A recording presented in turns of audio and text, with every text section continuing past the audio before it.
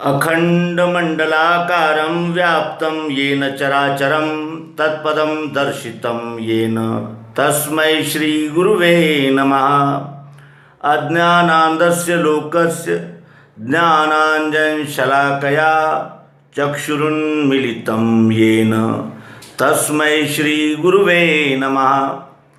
अध्यात्म विश्व विज्ञान हिंदी तथा अध्यात्म विज्ञान मराठी इन दोनों चैनल्स के सभी पाठक, दर्शक, मित्र, मार्गदर्शक, गुरुजन और सभी आत्मरूप सज्जनों का हार्दिक स्वागत समादर करते हैं। मित्रों, हम सर्वांग योग निरूपण कर रहे हैं। निरूपण का अर्थ होता है प्रवचन, प्रवचन। जो सत्य है उसे बताना, शब्दों में बताना। लेकिन अध्यात्म विज्ञान की प्रत्यक्ष प्रायोगिक दृष्टि से सर्वांग योग ये एक प्रायोगिक और जिसे कहा जाएगा कि प्रत्यक्ष यथार्थ विज्ञान शास्त्र है। इसे अध्यात्म विज्ञान कहते हैं। विज्ञान कहते हैं प्रत्यक्ष यथार्थ प्रायोगिक पद्धति से किया जाने वाला निरीक्षण और परीक्षण। और आइए हम सद्गुरु की इस प्रयोगशाला में बैठे हैं। हमें देखना है कि ये विश्व से हमारा क्या संबंध है, क्या रिश्ता है, और ये क्या है और ये क्या है। ये मिलान करना है, क्योंकि जब तक ये मिलान नहीं होता हमारा जन्म मृत्यु का भय बना ही रहता है। मैं बनता हूँ और समाप्त हो जाता हूँ। कैसे बनता हूँ, किन तत्वों से बना हूँ और समाप्त होने का क्या आशय है, ये जब तक हमारे ध्यान में नहीं आएगा हम यानी अज्ञान और संशय भ्रम के फेर में पड़े ही रहेंगे। उससे हमें मुक्ति नहीं मिलेगी। लेकिन सद्गुरु की ही ये महिमा है कि सद्गुरु अनेक प्रकार की जो द्वंद्व है, साकार निराकार, सगुण निर्गुण, दृश्य अदृश्य, स्थूल सूक्ष्म आदि सभी प्रकार के द्वैतों का निरसन प्रत्यक्ष यथार्थ पद्धति से करा देते हैं। और यही महिमा सद्गुरु की ये निज बोधार्थ है। कही अपने आप को ही बोध होने के लिए हमें अपने इंद्रियां, मन, बुद्धि, चित्त के द्वारा इस प्रयोग को करके देखना होगा। तभी वो अहंकार समाधान को प्राप्त हो सकता है।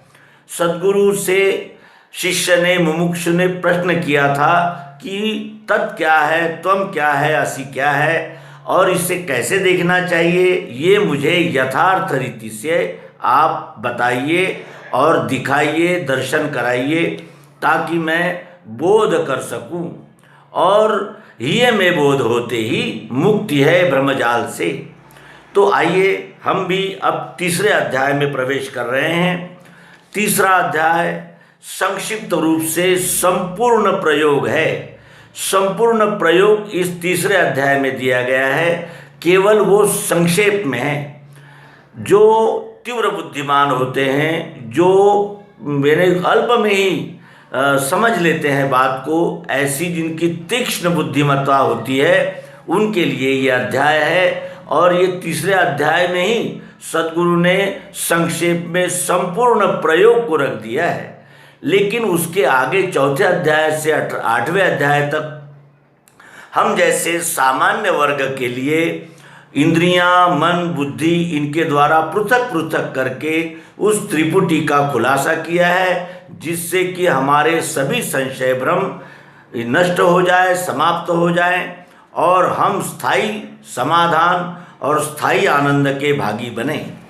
ये तीसरा अध्याय सद्गुरु स्थान दर्शन योग नामक यानी प्रस्तुत है। और इसमें जैसे कि हमने पूर्व में ही कहा, संक्षेप में संपूर्ण सर्वांग योग आ चुका है। आइए देखें। स्वरूप वस्तु का देखो, देखा सो अक्षर जानना, बरी है मध्य में इसके अक्षर ब्रह्म मिठास वो। नाम शक्कर जो है वो पुरुषोत्तम भाव है, प्रेम का ये निज स्थान ध्यान के हेतु से कहा। यथार्थ बोध होने को निज मूल स्वरूप का। वस्तु में त्रिपुटी देखी कल्पना से स्वभाव ने। इंद्रियों से दिखता है अक्षर सो तत् है कहा। त्वम से अक्षर को जाना असी निश्चय नाम है। क्षर में अंग है 8 अक्षर एक रूप है। जहाँ है भावना दोनों लय का स्थान वस्तु सो। सर्वांग योग का ये तीसरा अध्याय सद्गुरु स्थान दर्शन योग। आइए अब इसको शब्दों में और अनुभव में जानने का प्रयास करें।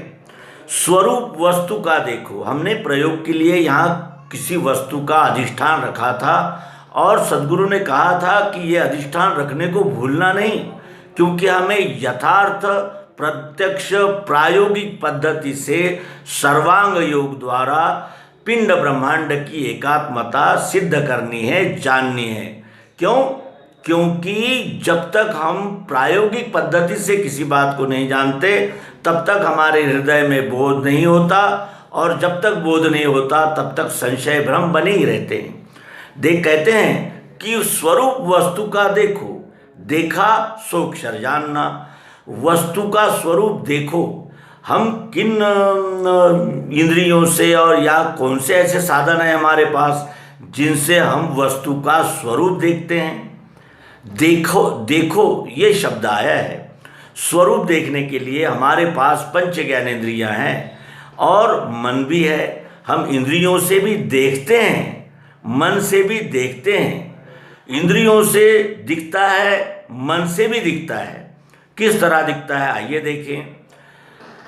हमने आँखों से देखा तो इसका रूप दिखा, कानों से देखा तो इसका शब्द दिखा, नाक से देखा इसका गंध दिखा, जीभ से देखा इसका स्वाद दिखा, और हाथ लगाकर देखा तो इसका स्पर्श हमने देखा।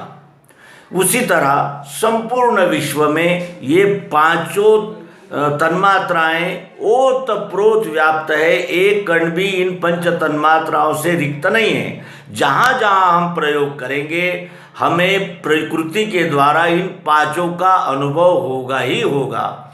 और आंखें बगैर उजाले के नहीं देख सकती, शब्द बगैर स्पेस के नहीं आ सकता, नाक के बगैर गंध नहीं आ सकती, और जल अगर जीभ में न हो तो रस पता नहीं चल सकता, और अगर हमारा मन संलग्न नहीं है तो भी हमें इन पांचों तन्मात्राओं का अनुभव नहीं आ सकता। ये हमने पंच ज्ञानेंद्रियों के द्वारा पंच तन्मात्राओं को देखा, शब्द स्पर्श रूप रस गंध। और ये पंच ज्ञानेंद्रियां पंच महाभूतों से बनी हैं। कौन से पंच महाभूत है?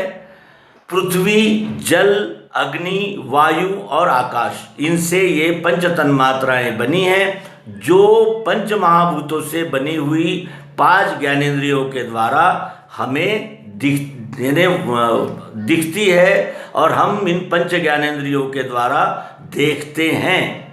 उसके बाद हमारे पास मन भी है। मन भी देखता है। मन का तो कार्य ही है मंथन करना, संकल्प विकल्प करना, जांच करना।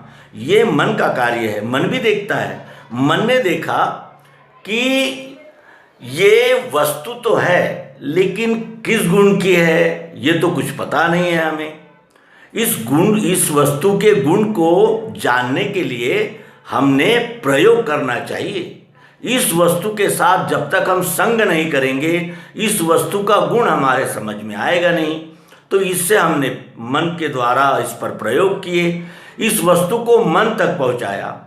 हमने इस वस्तु को पीस दिया और घी के साथ सेवन किया। तो घी के साथ इस वस्तु को, इस मिश्री के ढेले को बारीक करके, चूरा करके जब हमने सेवन किया तो हमें बहुत अच्छा लगा। स्निग्धता भी थी और मिठास भी थी, तो खाते समय भी आनंद आया। और जब ये जठर में गया तो हमारा जो उष्मा यानी उष्णता जो भड़की हुई थी वो भी शमन हो गई।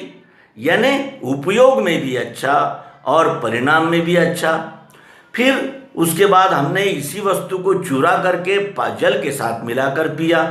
पीते समय ठंडा और मीठा ये अच्छा लगा, लेकिन जब पेट में गया, जठर में गया, तो जो जल था उसका गुण शीतलता है, वो सर में चढ़ गया तो हमें जुकाम हो गया, और शक्कर पेट में गई तो वो शक्कर ने दाह पैदा कर दिया। यानी उपयोग में तो अच्छा, परिणाम में बुरा। अच्छा बुरा ऐसे मिश्रित अनुभव को शास्त्रीय भाषा में रजोगुण कहते हैं, और उपयोग में और परिणाम में अच्छा ही अच्छा, इसे सत्वगुण कहते हैं। फिर हमने इस वस्तु को ऐसे ही मुंह में रख लिया और चबाने की कोशिश की, तो क्या हुआ, वस्तु ये हार्ड है, ठोस है।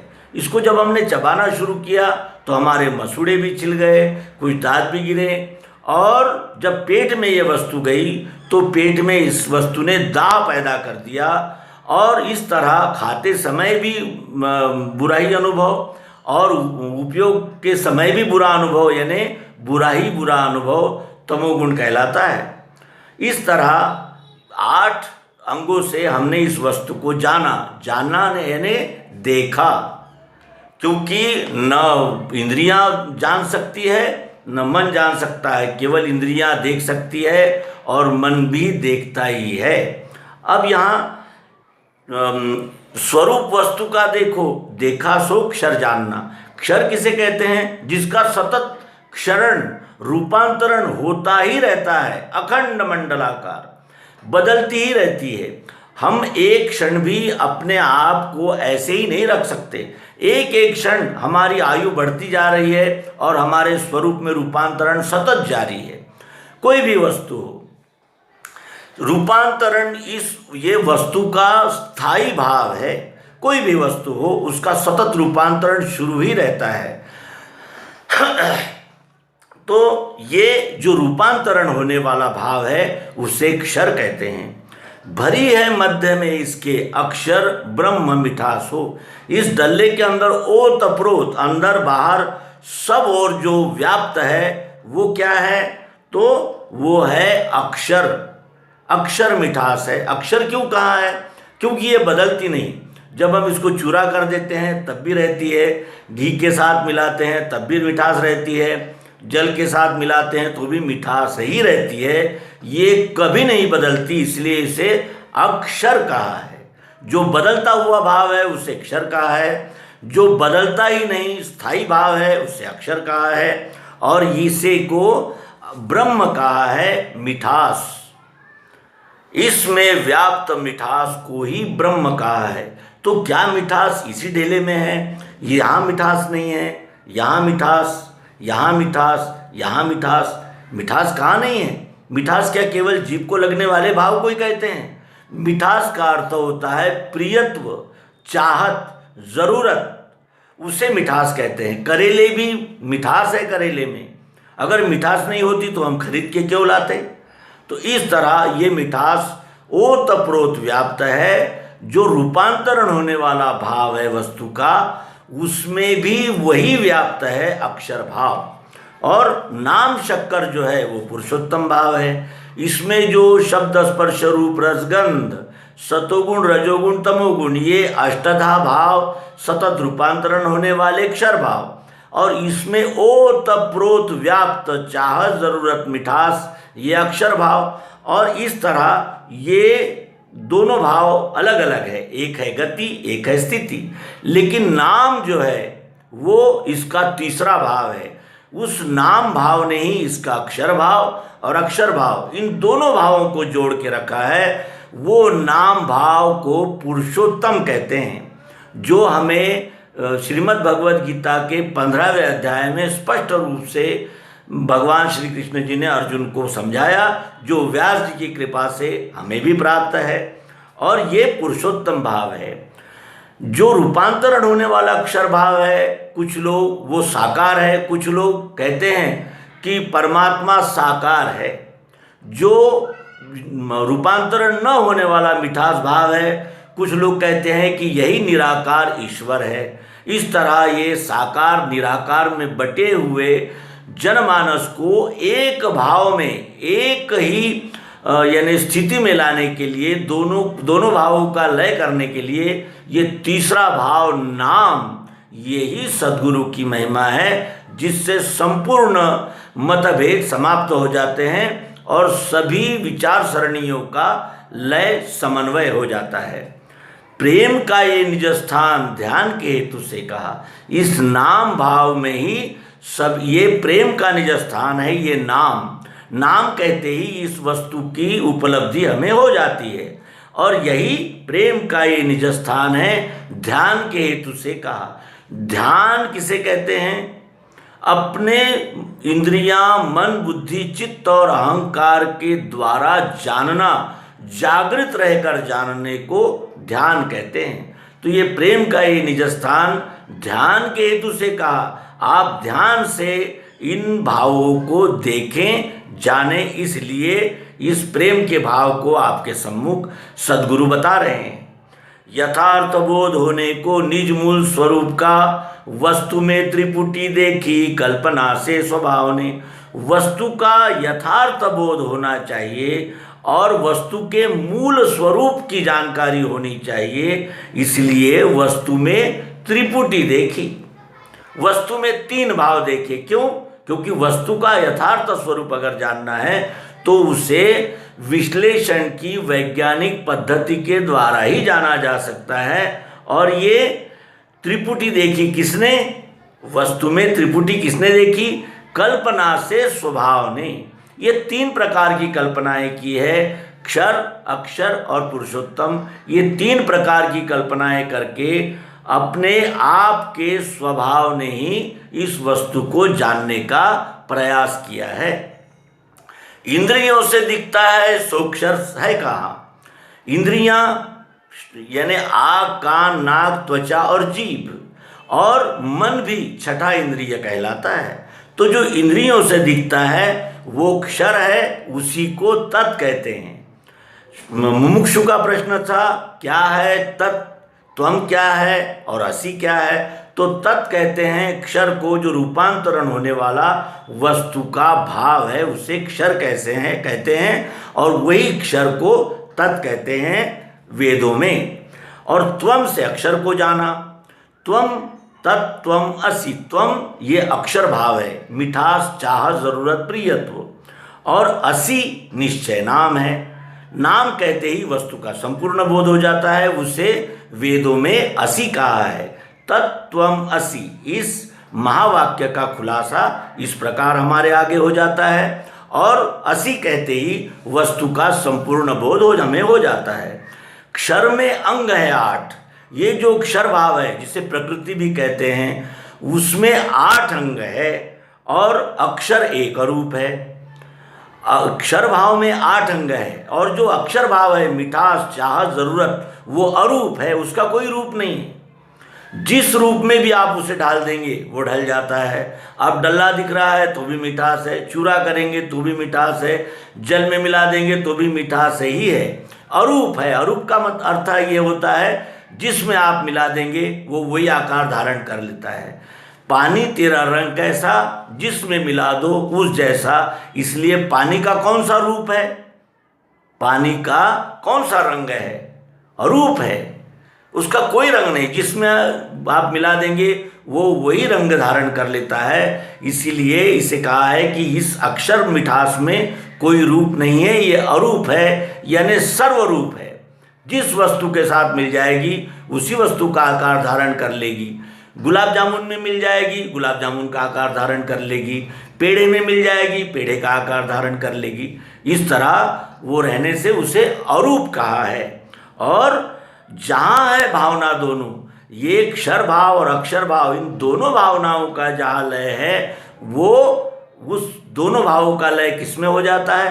वस्तु में हो जाता है। वस्तु कहते ही क्षर भाव और अक्षर भाव, इन दोनों भावों का एकीकरण हो जाता है वस्तु में।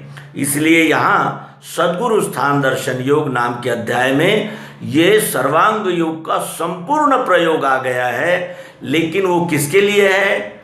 जो जिनकी प्रज्ञा जागृत है, जिनकी रुतम भरा प्रज्ञा है, जो यानी जिसे कहा जाएगा कि तीव्र गति से किसी बात को जान लेते हैं। इनकी जैसी इस तरह की जिनकी प्रज्ञा है, जागृत उनके लिए अब चौथे अध्याय से हम जैसे साधारण बुद्धिमान व्यक्तियों के लिए भगवान श्री मायानंद जी चैतन्य सर्वांग योग में खुलासा करके इन तीनों भावों का त्रिपुटी का खुलासा करेंगे और उसको हम क्रमशः अनुभव करेंगे, जानेंगे, जांचेंगे और सद्गुरु युक्ति को जानकर ही हमें बोध होते ही मुक्ति है ब्रह्मजाल से। नर्मदे हर।